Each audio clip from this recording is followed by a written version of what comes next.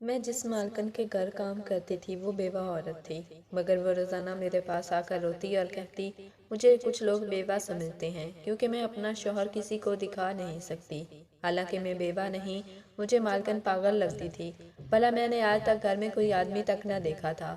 ایک رات مالکن بولی اگر تمہیں یقین نہیں آتا تو میری جگہ پر جا کر تم میرے کمرے میں سو کر دیکھو، میں تمہیں 1,00,000 دوں گی۔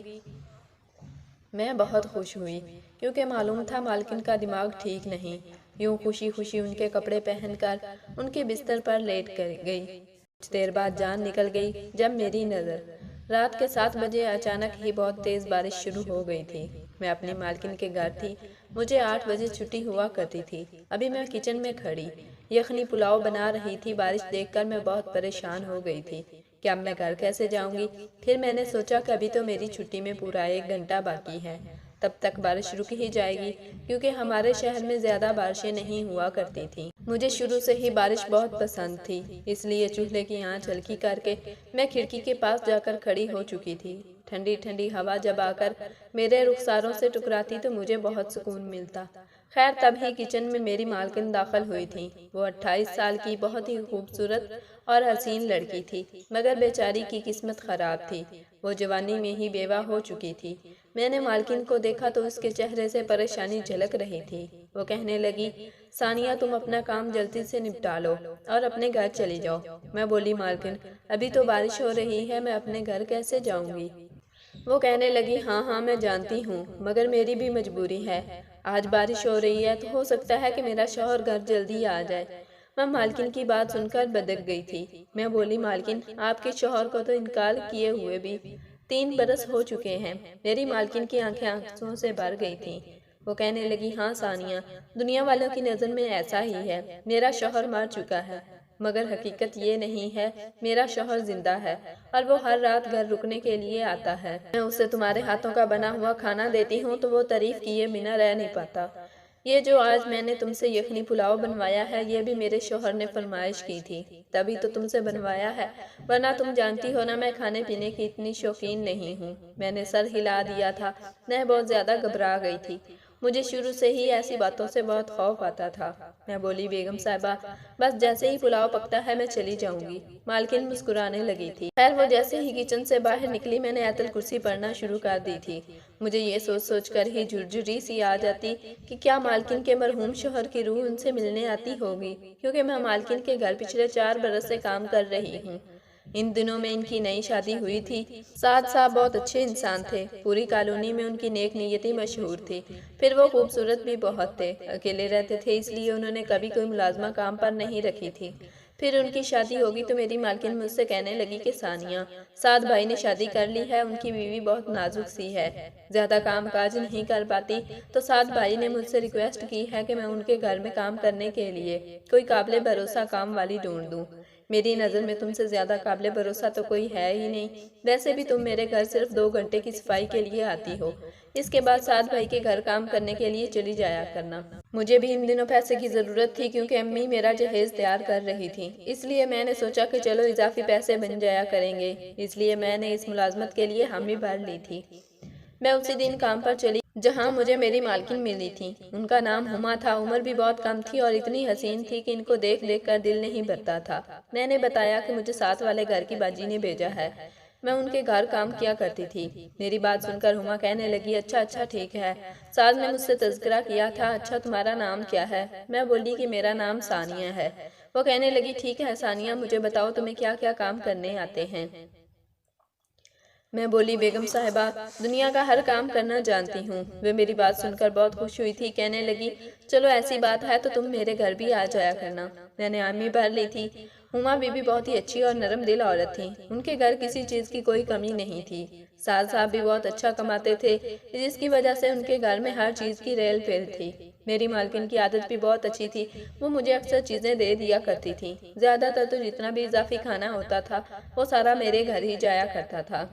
اس وجہ سے ہمارے گھر میں مزے مزے کے پکوان کھانے جانے لگے تھے۔ پھر کھانے پکانے کا خرچہ بھی بہت کم ہو گیا تھا۔ میری امی تو اٹھتے بیٹھتے ہما بی بی کو دعائیں دیا کرتی تھی۔ سعد صاحب کو بھی مالکن پر جان نچھاور کیا کرتے تھے۔ وہ آفس سے بڑی جلدی گھر آ جایا کرتے تھے۔ کبھی اپنی بیگم کے لیے کوئی تحفہ لاتے تو کبھی کوئی تحفہ۔ پھر ہر شام وہ اپنی بیوی کو باہر گھمانے کے لیے لے جایا کرتے تھے۔ ان دونوں میاں بیوی کی محبت دیکھ کر میرا دل بھی شادی کرنے کو چاہنے لگا تھا۔ اس سے قبل تو میں شادی کے نام سے بھی ڈرتی تھی، کیونکہ مجھ سے 2 بڑی بہنوں کی شادیاں ہو چکی تھیں۔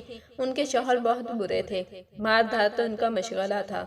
جب دل کیا خرچے سے تنگ آ کر بیوی کو گھر سے نکال دیا۔ میری بہنوں کے بچے بھی ہمارے گھر ہی ہوئے تھے، کیونکہ بہنوئی تو ایسے تھے کہ جیسے ہی ان کو علم ہوا بیوی امید سے ہے فوراً گھر سے نکال دیا۔ خیر میں چپکے چپکے ایک پیار کرنے والے شوہر کے سپنے دیکھنے لگی تھی۔ پھر نہ جانے کیا ہوا، میری مالکن کی خوشیاں اجڑ گئی تھیں۔ ایک دن میری مالکن بہت خوش تھی۔ میں نے خوشی کی وجہ پوچھی، کہنے لگی، ثانیہ مجھے آج پتہ چلا ہے کہ میں امید سے ہوں، مگر میں نے ابھی تک یہ خوشخبری ساس سے شیئر نہیں کی۔ میں اب بے چینی سے انتظار کر رہی ہوں کہ وہ کب گھر آئیں گے اور میں ان کو یہ خوشخبری سناؤں گی۔ پھر وہ کہنے لگی، ثانیہ سعد یہ خبر سن کر خوش تو ہوں گے نا؟ میں بولی، بہت زیادہ خوش ہوں گے، مجھے تو لگتا ہے کہ وہ خوشی سے ناچنے لگیں گے۔ میری بات سن کر مالکن ہنسنے لگی تھی۔ پھر یوں ہوا کہ تھوڑی دیر بعد ہی گیٹ پر بیل ہونے لگی تھی، ساتھ ہی ساتھ ایمبولینس جیسی خوفناک آوازیں بھی سنائی دینے لگی تھیں۔ میرا دل بہت گھبرا گیا تھا، جبکہ مالکن کے چہرے پر مجھے موت کی سی زردی محسوس ہوئی تھی۔ انہوں نے دل پر ہاتھ رکھ لیا تھا، کہنے لگی، جاؤ ثانیہ جلدی سے دروازہ کھولو۔ میں اٹھ کر باہر آئی تو میرے بدترین خدشے کی تصدیق ہو گئی تھی۔ ایک آدمی ایمبولینس سے نکل کر باہر آیا اور بولا، یہ سعد صاحب کا گھر ہے۔ میں نے بڑی مشکل سے اس بات میں سر ہلایا تھا۔ وہ کہنے لگا، اچھا ان کی میت آئی ہے، ان کا ایکسیڈنٹ ہو گیا تھا اور وہ موقع پر ہی انتقال کر گئے ہیں۔ میں نے دل پر ہاتھ رکھ لیا تھا۔ جب میں واپس پلٹی تو میری نظر مالکن پر پڑی۔ اس کی آنکھیں کھلی کی کھلی رہ گئی تھیں۔ وہ پھٹی پھٹی نگاہوں سے ایمبولینس کو دیکھ رہی تھی۔ دیکھتے ہی دیکھتے مالکن کا ہنستا بستا گھر اجڑ گیا تھا۔ مجھے خود پر بہت غصہ آیا تھا۔ ایسا لگا کہ شاید میری نظر اس ہنستے مسکراتے جوڑے کو لگ گئی ہے، تبھی تو یہ سب ہو گیا ہے۔ اللہ کی کرنی یہ ہوئی تھی کہ سعد صاحب کا چہرہ بالکل ٹھیک ٹھاک تھا۔ ایک ایسا ایکسیڈنٹ جس میں ایک انسان کی جان چلی گئی ہو، اس کا چہرہ ٹھیک رہ جانا کسی معجزے سے کم نہیں تھا۔ خیر ان کی دڑ خراب ہو چکا تھا، اس لیے زیادہ دیر میت کو گھر میں رکھنے نہیں دیا گیا اور جنازہ کروا دیا گیا تھا۔ یہ سب بہت اچانک ہوا تھا۔ مالکن کو اس غم سے سنبھلنے کا موقع ہی نہیں ملا تھا۔ ان کا کھانا پینا چھوٹ گیا تھا۔ بس وہ سارا دن روتی رہتی تھی۔ میں بھی اب گھر نہیں جاتی تھی۔ رات کے وقت بھی ان کے پاس ہی رک جایا کرتی تھی، کیونکہ میری مالکن کو کوئی رشتہ دار ان کے غم میں شامل ہونے نہیں آیا تھا۔ میں ہی تھی جو ان کی دلجوئی کیا کرتی تھی۔ ایک دن مالکن کو چکر آیا اور وہ نیچے گر پڑی۔ میں جلدی سے انہیں اسپتال لے گئی تو پتہ چلا کہ سعد صاحب کی آخری نشانی ان کا بچہ بھی ماں کا پیٹ کے اندر ہی ختم ہو چکا ہے۔ مالکن کو ایک اور صدمہ پہنچا تھا۔ خیر جو اللہ کو منظور تھا وہ ہی ہونا تھا۔ انسان کچھ بھی کر لے وہ تو اللہ کے سامنے بے بس ہے۔ مالکن سارا دن روتی رہتی تھی، رات بھر جاگتی رہتی تھی۔ یوں ہی ان کی عدت گزر گئی تھی۔ ایک دن میں ان سے بولی، بیگم صاحبہ آپ کی عدت مکمل ہو چکی ہے، اب آپ کے آگے کیا کرنے کا سوچا ہے؟ آپ اپنے والدین کے گھر جانا چاہیں گی؟ ظاہری سی بات ہے آپ ابھی جوان ہیں، آپ تنہا زندگی گزار نہیں، آپ کے والدین آپ کی شادی کر دیں گے۔ میری مالکن نے مجھے گھور کر دیکھا تھا۔ وہ کہنے لگی، یہ کیا کہہ رہی ہو تم؟ میں بولی، بیگم صاحبہ جو بھی کہہ رہی ہوں ٹھیک ہی کہہ رہی ہوں، ابھی آپ جوان ہیں، حسین ہیں، آپ کو آسانی سے رشتہ مل جائے گا۔ 2-4 سال اور گزر گئے تو بس پھر تنہائی ہی آپ کا مقدر بن کر رہ جائے گی۔ مالکن کے چہرے پر سختی ڈر آئی تھی۔ وہ کہنے لگی، ثانیہ میں تمہاری بہت شکر گزار ہوں کہ تم نے میری عدت کے وقت میں میرا بہت ساتھ دیا۔ اتنا تو شاید کوئی اپنا بھی نہیں کر پاتا۔ میں سب جانتی ہوں کس طرح تم نے میری خاطر اپنے گھر بار کو چھوڑ دیا اور رات بھر یہیں بتانے لگی۔ ثانیہ میں جانتی ہوں کہ تمہارے اس احسان کا بدلہ میں کبھی اتار نہیں سکوں گی، مگر میری خواہش ہے کہ اس 4 ماہ کی تنخواہ میں ڈبل دوں۔ میں جانتی ہوں تم نے میرا ساتھ تنخواہ کے لالچ میں نہیں دیا تھا، مگر پھر بھی تمہارے لیے اتنا کر کے مجھے خوشی ہوگی۔ اور ہاں اب میں نے اپنے غم کو برداشت کرنا سیکھ لیا ہے۔ اب تم رات 8 بجے کے بعد اپنے گھر چلی جایا کرو۔ اب نہ تو مجھے خوف آتا ہے اور نہ ہی کسی قسم کی کوئی پریشانی ہوتی ہے۔ گیٹ پر گارڈ ہے جو میری حفاظت کر لیا کرے گا۔ میں مالکن کی بات سن کر پریشان ہو گئی تھی۔ میں بولی، لگتا ہے کہ آپ نے میری بات کا غصہ کر لیا ہے۔ اچھا میں وعدہ کرتی ہوں کہ آج کے بعد آپ کے سامنے دوسری شادی کا ذکر نہیں کروں گی۔ اب بس مجھ سے ناراض مت ہوں، میں رات میں آپ کے ساتھ رکنا چاہتی ہوں، اور ہاں مجھے زیادہ تنخواہ کی ضرورت بھی نہیں ہے۔ مالکن نے میرا ہاتھ تھام لیا اور بولی، ہاں میں جانتی ہوں ثانیہ، تم بہت اچھی ہو، مگر تمہیں پریشان ہونے کی ضرورت نہیں ہے، میں تم سے ناراض نہیں ہوئی۔ پھر میں نے مالکن کی ہزاروں منتیں کی مگر انہوں نے کہہ دیا کہ تم جوان جہان ہو، جوان لڑکیاں اپنے گھروں میں ہی اچھی لگتی ہیں۔ خیر مجھے اچھا تو نہیں لگ رہا تھا مالکن کو یوں تنہا چھوڑنا، مگر وہ میری مالکن تھی، میں ان کے ساتھ زور زبردستی نہیں کر سکتی تھی۔ خیر مالکن نے میری تنخواہ بڑھائی تھی، جس کے بعد میں نے دوسرے گھروں میں کام کرنا بالکل چھوڑ دیا تھا۔ اب میں صرف ہما بی بی کے گھر کام کرنے جایا کرتی تھی۔ پہلے میں نے صرف 2 آدمیوں کا کھانا بناتی تھی، ایک ہما بی بی اور دوسرا چوکی دار، مگر پچھلے کچھ ہفتوں سے مالکن نے مجھ سے کہا کہ میں 3 آدمیوں کا کھانا بنایا کروں۔ میں نے ان کی ہدایت پر عمل کیا تھا اور یوں ہی سالہ سال گزرتے گئے۔ اس دوران میری بھی شادی ہو گئی تھی۔ میرا شوہر اچھا تھا، مگر تھا وہ بھی غریب۔ گھر کا خرچ چلانے کے لیے مجھے ملازمت کرنا پڑتی تھی۔ خیر میں نے 1-2 بار دھکے چھپے الفاظ میں مالکن کو دوسری شادی کا مشورہ دیا تھا، مگر وہ ہمیشہ میری بات کو ٹال دیا کرتی تھی۔ مگر آج جب انہوں نے کہا کہ میرے شوہر نے گھر آنا ہے تو مجھے بہت عجیب لگا۔ ایک آدمی جس کی میت میرے سامنے گھر آئی تھی، میں نے اس کا منہ دیکھا تھا، میں نے اس کی بیوہ کا ساتھ دیا تھا، اب وہ کیسے زندہ ہو سکتا تھا؟ میں ان دنوں امید سے تھی۔ میری والدہ نے مجھے ویسے بھی بہت ڈرایا ہوا تھا کہ حاملہ خواتین کو بہت زیادہ احتیاط کرنی چاہیے، ایسے میں دوسری مخلوقات عورت کو تنگ کرتی ہیں، اور آج جب بیگم صاحبہ نے یہ بات کی تو میرے رونگٹے کھڑے ہو گئے تھے۔ خیر میرا پلاؤ تیار ہو چکا تھا، 8 بھی بج چکے تھے، مگر بارش تھمنے کا نام ہی نہیں لے رہی تھی۔ اب میں بہت زیادہ گھبرا گئی تھی کہ کیا کروں۔ پھر میں نے سوچا کہ بیگم صاحبہ نے یوں ہی کہہ دیا ہوگا کہ ان کا شوہر آتا ہے، شاید وہ مجھے چھیڑ رہی ہوں۔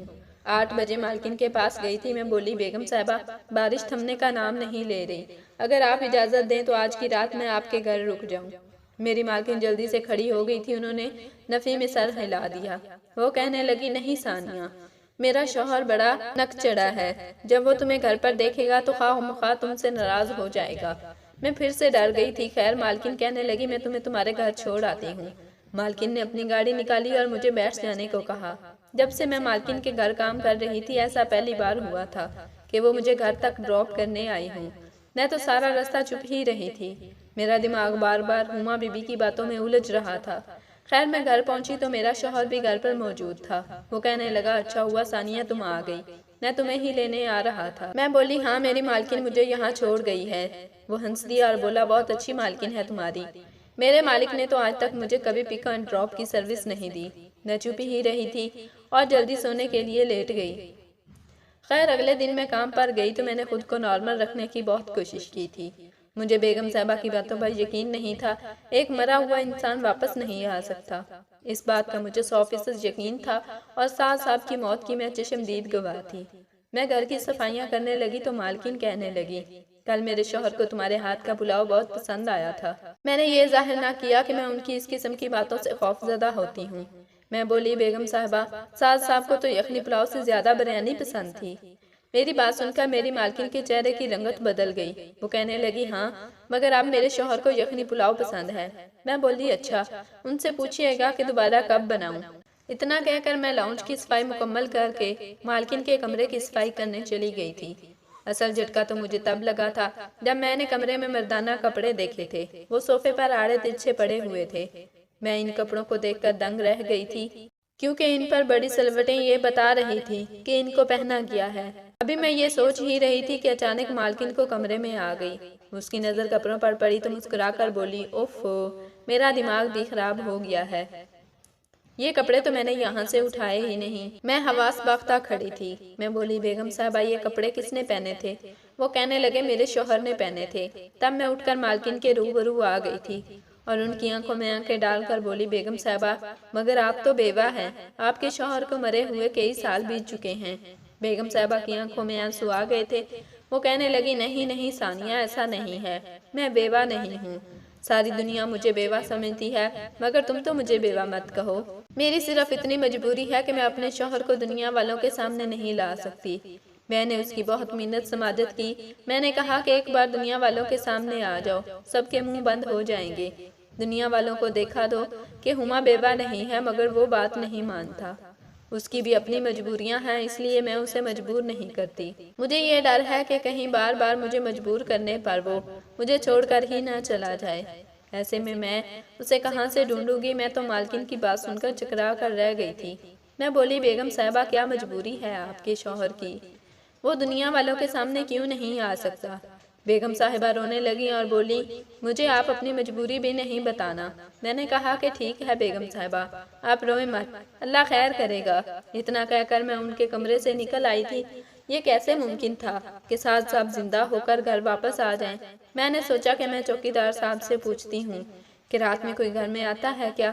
میں نے چوکیدار بابا سے کہا، بابا جی، رات میں جو مہمان آیا تھا وہ کتنے بجے آیا تھا؟ چوکیدار نے مجھے اچنبے سے دیکھا، کہنے لگا کہ رات میں تو کوئی مہمان نہیں آیا تھا۔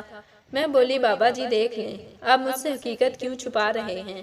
وہ کہنے لگے، بیٹی میں تم سے سچ کیوں چھپاؤں گا؟ جب کوئی گھر میں آیا ہی نہیں تو پھر میں تمہیں کیا بتاؤں؟ چوکیدار بابا کی بات سن کر میرا شک مالکن پر گیا تھا۔ ہو نہ ہو وہ وہی تھی جو مجھے پاگل بنانے کی کوشش کر رہی تھی۔ میں نے سوچا کہ اگر وہ مجھے پاگل بنانا چاہتی ہے تو میں پاگل بنتی رہوں گی، میں بھی ان کے ہاں میں ہاں ملاتی رہوں گی۔ اگلے دن عجیب واقعہ رونما ہوا تھا۔ جب میں مالکن کے کمرے میں صفائی کرنے کے لیے گئی تو بیرونی کھڑکی کھلی ہوئی تھی جو ہمیشہ بند رہتی تھی۔ میں بولی، بیگم صاحبہ یہ کھڑکی کیوں کھول رکھی ہے؟ بیگم صاحبہ کہنے لگی، ارے نہیں، میں نے نہیں کھولی، یہ تو میرا شوہر کھڑکی سے باہر نکلا ہوگا، وہی کھلی چھوڑ گیا ہوگا۔ میں نے حیرت سے آنکھیں پھاڑ کر مالکن کو دیکھا۔ میں بولی، کیوں وہ کھڑکی سے کیوں آتے جاتے ہیں؟ مالکن کی آنکھیں بھیگ گئی تھیں۔ وہ کہنے لگی، میرا شوہر کہتا ہے کہ اگر گیٹ سے باہر جاؤں گا تو چوکیدار کو علم ہو جائے گا کہ میں موجود ہوں۔ میں کسی پر اپنی موجودگی ظاہر نہیں کرنا چاہتا۔ میں مالکن کی بات سن کر بولنے بھی قابل نہیں رہی تھی۔ بڑی دیر گزر جانے کے بعد میں بولی، بیگم صاحبہ جب تک آپ کا شوہر دنیا والوں کے سامنے نہیں آئے گا کوئی بھی اس کی موجودگی پر یقین نہیں کرے گا۔ میری بات سن کر مالکن نے میری طرف بڑی حیرت سے دیکھا تھا۔